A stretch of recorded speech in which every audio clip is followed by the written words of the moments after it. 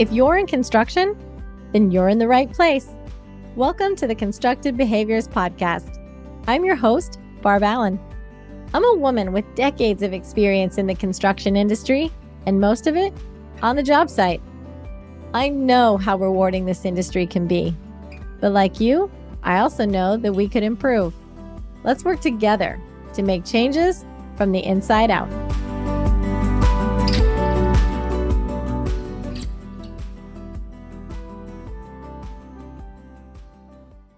Do you ever stop to think how you learned something? How you learned it, where you learned it, who taught you it? And I'm not talking about when you learned to walk or how you learned to ride a bike or even how you learned to be a project manager. I'm talking about the stuff that you realize you know, you're not sure how you know it. When did you learn it? That question popped into my head earlier this week, and that's what this episode is about. I'm going to take you back to 2003, and I have 5 lessons that I learned in the summer of 2003. So I guess this is the 20-year anniversary of these lessons that I want to share with you. So 2003 was the summer that I was given my first project as the superintendent, as the lead superintendent. It was an elementary school in North Kansas City, Missouri school districts. It was an existing school. I was adding on a library and renovating one wing of the building. And so the first lesson I want to talk to you about came from my mom. So I don't think I've talked much about my mom, but my mom was a high school math teacher for over 30 years.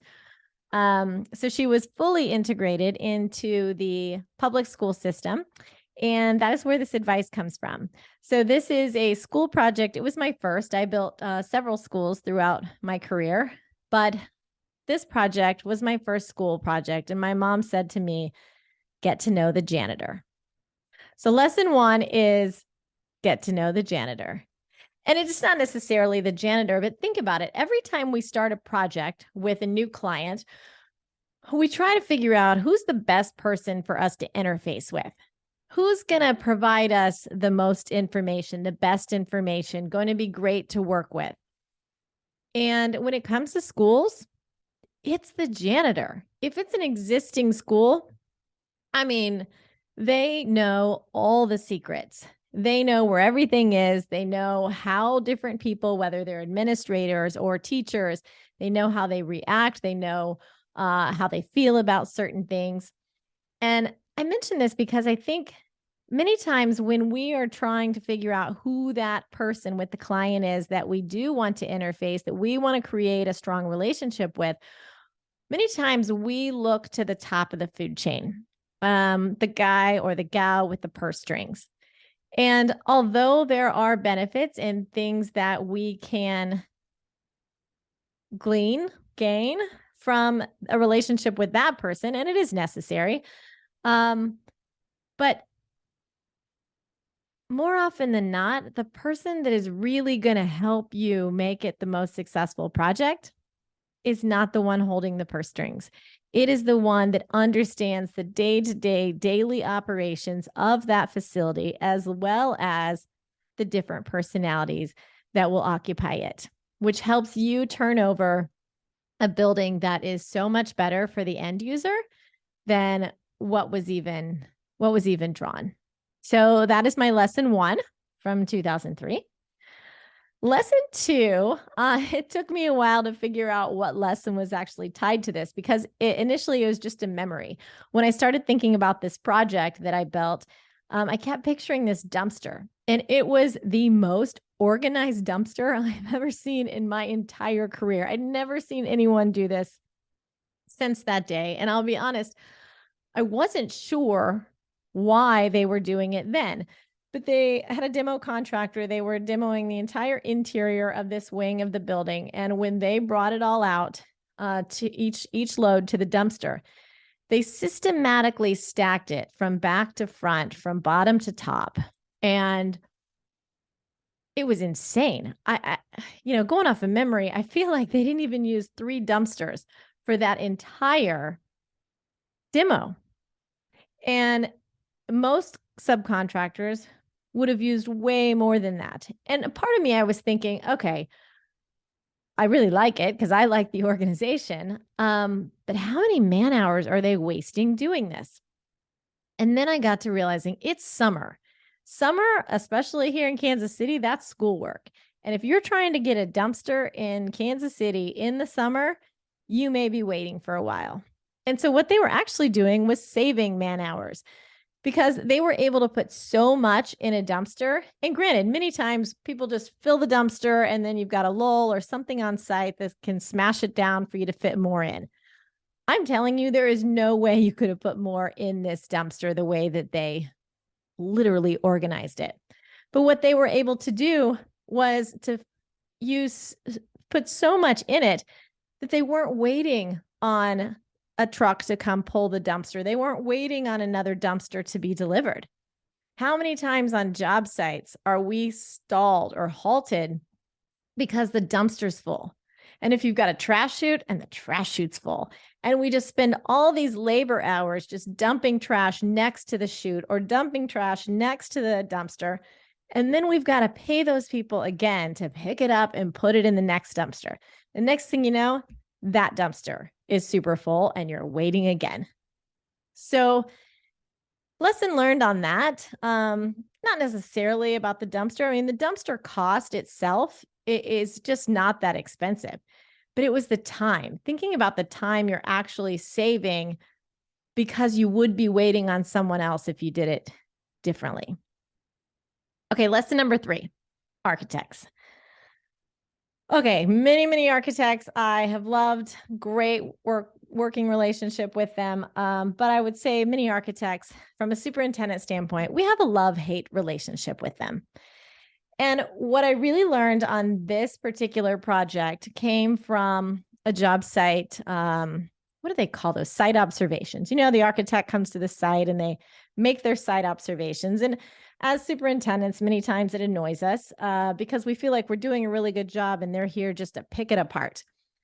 But on this particular instance, we had started the brick on the addition, the library addition. We were maybe 3 or 4 foot up on the wall, and the architect had done a site observation and then took it back with him and never told me what was on it, never told anyone on site what was on it, and then sent it out a week later. So a week has gone by.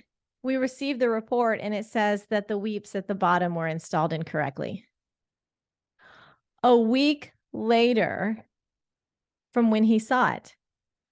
Well, if you know anything about brickwork, a week after he saw it, we were done with that wall. I mean, it was so hard to get back in and fix what we needed to fix.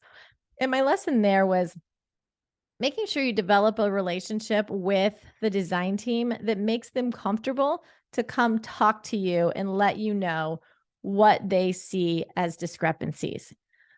I think sometimes the relationship is strained because we as superintendents don't always take the information lightly and maybe we're confrontational about it. And so it's easier for them just to send it in writing. That actually makes it so much worse for us when they don't get around to sending it timely. I mean, if he had just had that conversation with us on site, would we have been irritated? Sure. Irritated that the sub installed it wrong, irritated for getting called out on it and not noticing it myself. But at least it would have been way easier to fix. So lesson 3 is making sure you develop the type of relationship with your architect that allows them to be honest with you and provide constructive feedback that will help you and the project. All right, lesson number 4. Lesson number 4 has to do with city inspections. And particularly this example I want to give you is tied to TCO, or temporary certificate of occupancy. For me as a superintendent, I was so emphatic about making sure that I delivered a project on the date that we were scheduled to give it to them. And one of the reasons that I loved building schools is because that timeline doesn't change on too many projects throughout construction. Things happen and the schedule gets extended, and something else happens and the schedule gets extended. That's just not a thing with schools. Schools, they're not going to open this one elementary school in the district 2 weeks, 3 weeks, 2 months later than they open the other ones. It doesn't work like that in the public school system. So you figure out as a team how to make sure the school opens when it needs to open. And one of those things that we learn throughout construction process is developing relationships with our inspectors, particularly city inspectors. And so that's part of the lesson, is just developing that relationship that has them being open with you as well as to things that you need to fix. But the bigger part of this lesson that I want to share is it was TCO day. I needed a TCO on this particular day so they could start moving furniture in that weekend. And the city inspector was standing at one of the new exterior doors, and he said, "This door needs an exit light above it." Not an exit sign, but it was actually a light, an exterior light. And I look at the plans, and there's no exterior light called for. And this gets so frustrating. I know many of us have been through this. The city inspector wants something that's not only not on the plans, but it's not on the plans that the city approved either. And now we are at hour 9 and they want something new. My lesson here is always making sure that you have someone available. 2 things. Let me back up. 1, making sure you do inspections as early in the day as you can so that you have an opportunity to fix and try and get that inspector back to sign off on whatever they found. But second is having somebody available to go run the errand, to go get what you need to get. I mean, we were able to find a battery pack light. Somebody ran and got it. Electrician got it installed. The inspector had agreed to come back if I would send them a picture that it was there. But I could tell from his attitude, he was pretty sure he had shut me down for the day and that I wasn't going to get my TCO. He underestimated me and my team. We got it done, but the lesson is making sure you have someone that's available to go run those errands. And as a superintendent, it's not your job to go run those errands. There are other things, particularly on TCO and C of O days, that you need to be managing on site. You should not be the one getting in the truck to go get something. Have people available to go do that. Okay, last lesson I want to share from summer of 2003 is a little sappy, but I think it's an important lesson. So on that project, I met a guy. He was the he was the ironworker foreman on the project. And we got to talking and pretty soon realized, once we started talking more, we had grown up together. He was actually a friend of my brother's when we were in grade school. And he and his family had moved away from our school. So it had been 15 or 20 years since I'd even heard his name, much less seen him. So it was really great to reconnect with him and learn about what had happened in each of our lives, my brother's life, et cetera, as we had grown up. Anyway, one evening, he texted me and said, "Hey, can my crew start early in the morning? Can we come in at 6 a.m.?" And I said, "You know what? I'm usually there at 6 anyway. I'll show up a little early and get the building unlocked for you. So yeah, you can come in at 6 tomorrow. I don't want to make a habit of it." So I show up, I get the building unlocked, and I wait. And he didn't show up. And he didn't show up. And then the rest of his crew starts to show up, and he still didn't show up. And nobody's heard from him. Well, by this time I knew him well enough. I'd called his phone. I called his office and I said, "Hey, I don't know what's going on, but do you guys have a home phone number or something you can reach out to him?" And it was then that they told me that they had just received the call that he had died in a car accident on his way to the job site. Probably not the way you thought this episode was going to go. But what I learned from that, I think I was 27 or 28 at the time. I think, yeah, probably 28, because I think he was 25. And all of a sudden, life looked different to me. I mean, we had plans.